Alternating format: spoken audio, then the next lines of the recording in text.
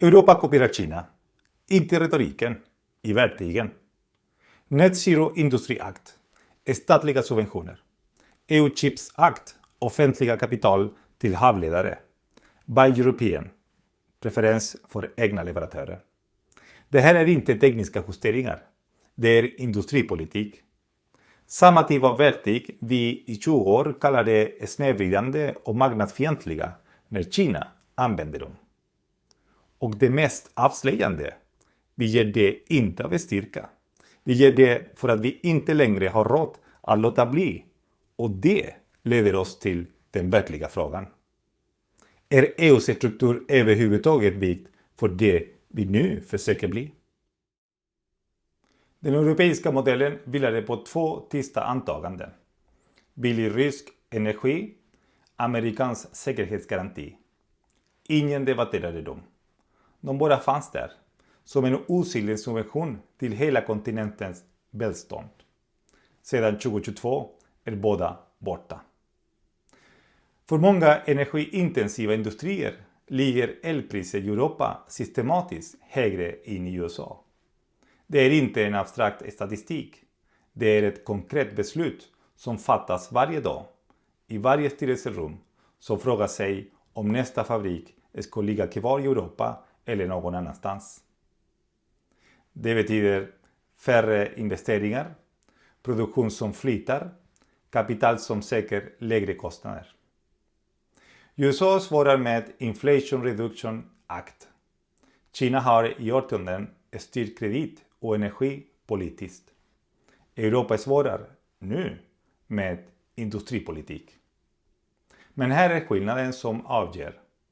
USA subventionerar från en position av finansdominans. Kina styr från en position av politisk kontroll. Europa reglerar från en position av sårbarhet.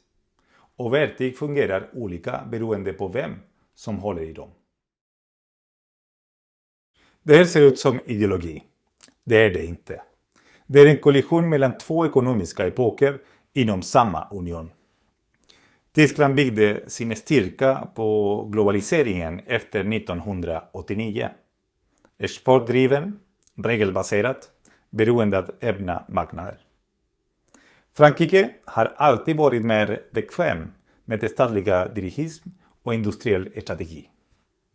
När EU röstade om tullar mot kinesiska elbilar i oktober 2024 röstade Frankrike för. Tyskland emot. Inte för att de är oeniga om att världen förändras, utan för att de är oeniga om vad som måste offras.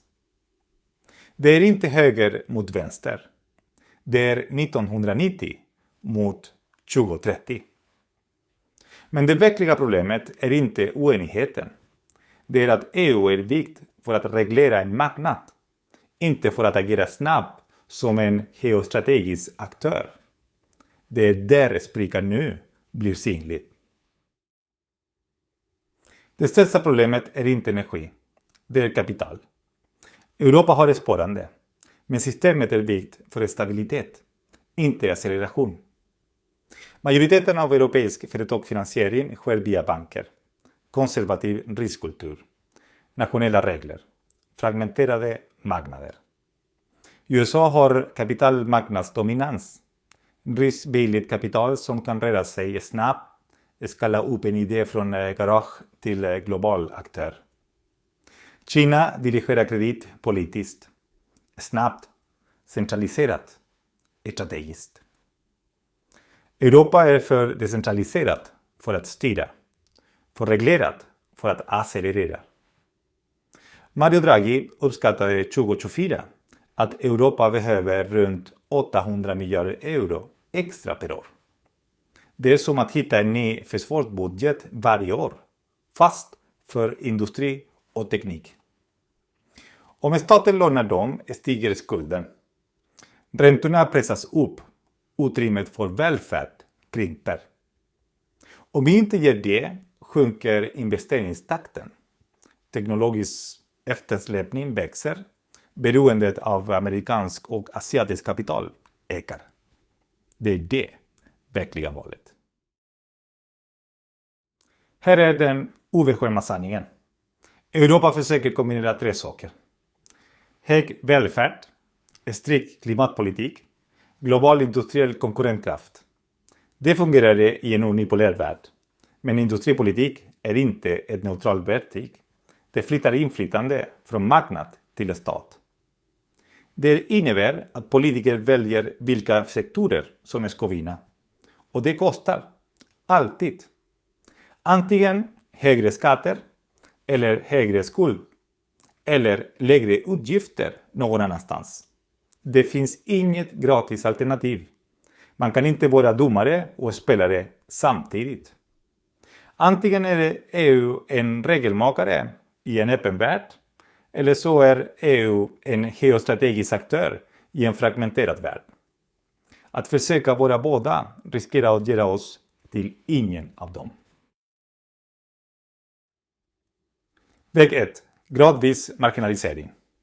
Lite industripolitik, lite reform, ingen verklig kapitalintegration. Europa förblir rikt, men tappar de sektorer som definierar makt i det här århundradet. Det sker inte med en smäll. Det sker med 1000 tysta beslut. Väg 2. Strategisk centralisering. Gemensam skuld, integrerad kapitalmarknad, samordnad industripolitik. I praktiken är det ett steg mot en federal ekonomisk struktur. Logiskt, men politiskt explosivt. Väg 3. Nationell reträtt. Större länder agerar själva. Inre marknaden urholkas. EU finns kvar, men som regelmaskin, inte maktcentrum. Det är inte dramatiskt sammanbrott. Det är slutet på EU som ekonomisk stormakt. Den mest sannolika vägen, den som kräver minst politisk mod. Och det är det mest oroande av allt. Europa kopierar Kina av nödvändighet. Men industripolitik förändrar maktbalansen.